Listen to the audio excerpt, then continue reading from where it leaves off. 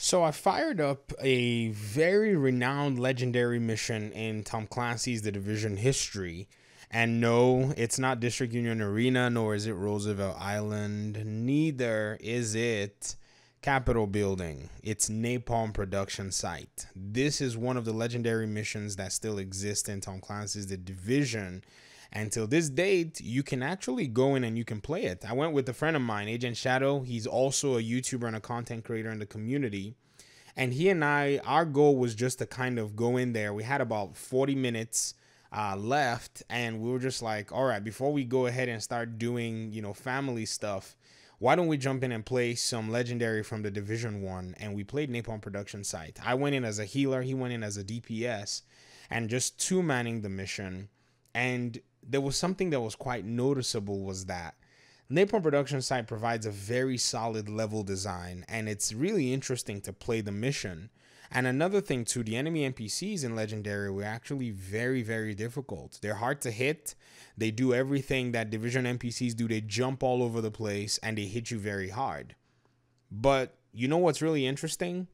You actually have most of those systems and even some more interesting aspects in Tom Clancy's The Division 2. A lot of the concerns with the community currently, about legendary missions and how they're difficult, I don't really understand where they're stemming from, but I can probably try my best to perhaps touch a little bit of the things that are most likely causing a lot of the concerns. And I think one of it is the fact that we had Title Update 6 and Title Update 7, where agents were basically invincible.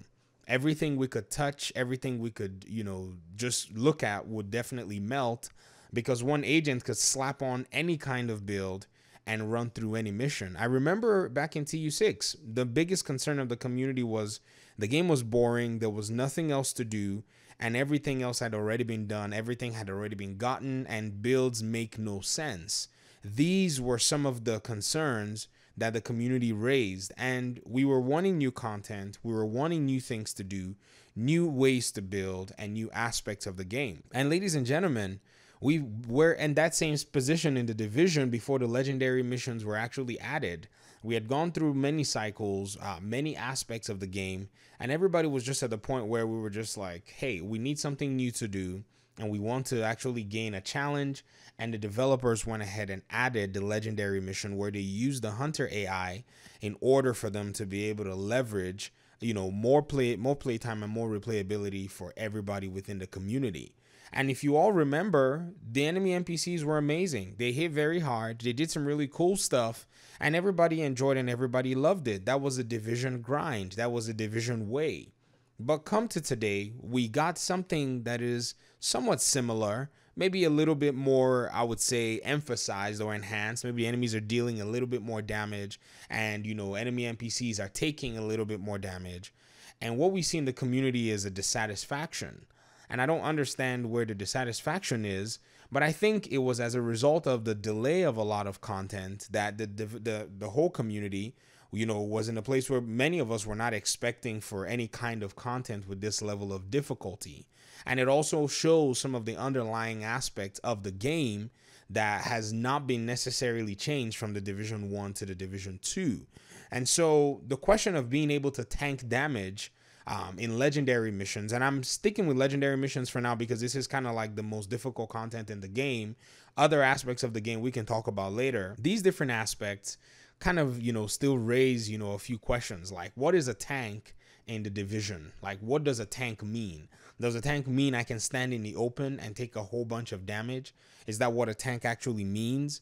Actually, yes, that's what a tank means in RPG games, but different RPG games have different ways that they actually do that. In Tom Clancy's The Division, it's based on the shield. The Division game always has a shield with it, or in some cases in Division 1 we had a mobile cover, which is kind of a way for you to stay in cover but in a location of your choosing, if that was actually a thing. But I won't really call that a shield because anybody could deploy that. But if you spec'd into a shield in the Division, you could play the role of a tank, because in regard to ballistics and in regard to assault, in using these kinds of weapons and technology, shields are a way that many of the assault teams will run their own kinds of assault. The only thing is enemy NPCs, they have their own kinds of tanks who are these tanks that deal all this damage and take in a lot of damage before they fall. But I was gonna just leave the enemy NPCs because in the Division 1, you also see enemy NPCs like that who had big, massive shields that were basically unbreakable, if you understand what I mean. But then you had to hit them behind their shield, or you had to find their weak points in order for you to be able to take them down. The game has always had its own way of doing things, and this is at the base level, the design of the game. And so if you look at everything, what is really interesting is the people who designed the AI for the Division 1 are still, in my opinion, largely behind the AI of the Division 2. And they've always used the same design philosophy. And it's usually appealed to the community of Division players. And so here in the Division 2, I think it's quite surprising for a lot of people because many people that are coming into the game are kind of new, or some people are just kind of used to the way we had things in, TU 5, 6, 7. And bringing this content, we have basically forgotten how the Division 1 could be very grueling. Division 1 is a very difficult game. I can almost challenge any brand new Division 2 player that you can basically not do the things that you do in Division 2 and Division 1. Can't get away with it. And then, Division 1 is also a different game. And the reason I'm not comparing our difficulty levels from, normal to hard to challenging to heroic is because we didn't necessarily have that kind of open world system. But then at the same time, if you played heroic missions and heroic, incursions in the Division 1, you also had to deal with a lot of the difficulty that came with those systems. And even now in the Division 2, it's actually much more viable to use a lot of the skills within the skill tree. So where we are right now is the Legendary game, and the way the Legendary works is all within the context of the Division's design. It is a strange design, nonetheless. People are looking like, wait, I'm using 1.4 million on my armor and I'm still getting melted in 2 hits, which is another thing that the developers ought to just go ahead and say, you know what? This whole thing about armor, we're just going to make it a health-based system. You see, in the Division 1, we understood how the whole armor thing kind of worked. It wasn't until the Division 2 that they implemented an extra armor system and then a health system. It makes it really kind of weird. That's why we have armor kits versus med kits back then. And so adding the entire armor system without it being reworked with the entire aspects of the game makes it very confusing. So many people are like, I have 1.4 million armor. How am I able to absorb all this damage? And so it leaves questions hanging and people don't necessarily understand what to do with it. But then there's also another school of thought where some people, are saying, the enemies hit too hard. But then there's a school of thought of people who are like, well, since armor is not really that good, then I feel like the entire game needs to change so that they can then engage in the run and gun aspect of the game. But then I also want to kind of take us back a little bit about a year ago when the game first came out and every single person that played the game was in cover. Like, you had to use the cover systems because it's a cover-based shooter, and enemy NPCs were shredding very, very excessively. In fact, with the tuning of the damage, I feel like it's actually better now. I mean, it's still hard, but they've tuned the damage to a place where it's just really, really okay. It kind of challenges you, and it takes you to a place where you have to think on your feet and continue to do well, as you're playing and as you're, situationally aware. And, many people right now are starting to get used to the game. And right now it's no longer really a big concern with a lot of the community and a lot of the player base, because people are starting to gain knowledge about the systems that kind of help you counter much more. There's one system that I want to make a whole video about to help with one of the biggest qualms within the community, but I haven't seen anybody make a video about it. And I think this is as a reason of something that I'll probably address in a separate video. But bring it all together, I think what we're seeing in our community is we just needed a little bit more time to get used to the content. Yes, there are underlying issues, definitely. There are underlying questions that you have to ask as an agent saying, what does this armor system really mean? And from the very get-go, veteran Division 1 players, we had already seen that this armor system did not make any sense, especially with the whole armor kit thing where you had to kind of, do this long animation to get your armor back. And, we already just saw, hey, this is a big mistake. But this is something that Massive took as feedback from the community from the Division 1. I think somebody as a content creator kind of placed the idea. I think it was Marco Style, but they took the feedback, but they didn't implement it in a way that also affected the other systems in the game. So what I think they could have done was when they added the armor system, enemy damage needs to factor in your armor when you're taking a lot of damage. So instead of like an enemy NPC just hitting, at crazy amounts of damage for the general population, that amount of damage that the enemy does needs to factor in the fact that you're running 1 million armor or you're running 1.8 million armor. You don't need to feel like, oh, if I'm running 1 million armor, if I'm running 1.8 million armor, I don't feel much of a difference between the guy running an extra 400,000 armor.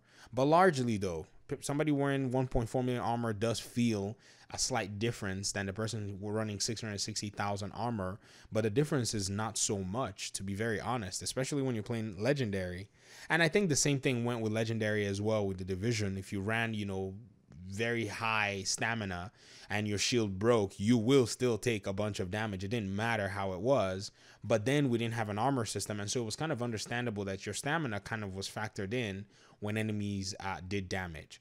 So I hope this conversation kind of shed a little bit of light on how the history of Legendaries have been in the Division game. They're supposed to be difficult. They're supposed to be outlandish with the design anyway of the game. I mean, it's just the way the game's design is. I'm not saying it's good or great or bad. I'm just saying most Division players from time already understand the system and have already played in systems like this. Over time, the community is going to get to the point where we just do better with these systems because we understand how they are. Even though the systems in the Division 2 are a little bit more outlandish, enemy quantity is just way more. Mission length is also way more. Level design is good, but they've chosen, aspects of the level design that still make for these missions to be very long as well. Whereas if you look at the missions that we had in Division 1, they basically had very few segments and fight sequences for the Legendary. So those kind of felt slightly better versus Division 2, where a lot of the missions are very layered and very long.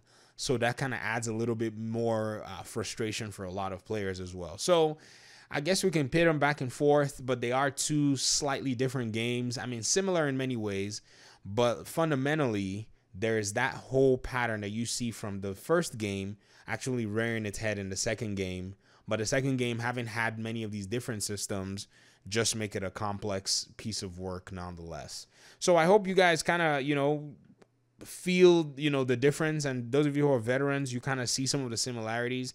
Let me hear what your thoughts are in the comment section. I want to know what you guys think about Legendaries in the Division 2 compared to Division 1. And I know this conversation is something that's probably on the mind of a lot of the community. I'll get out of your hair. Thank you very much for your time and audience. And I'll see you in the next video. Peace.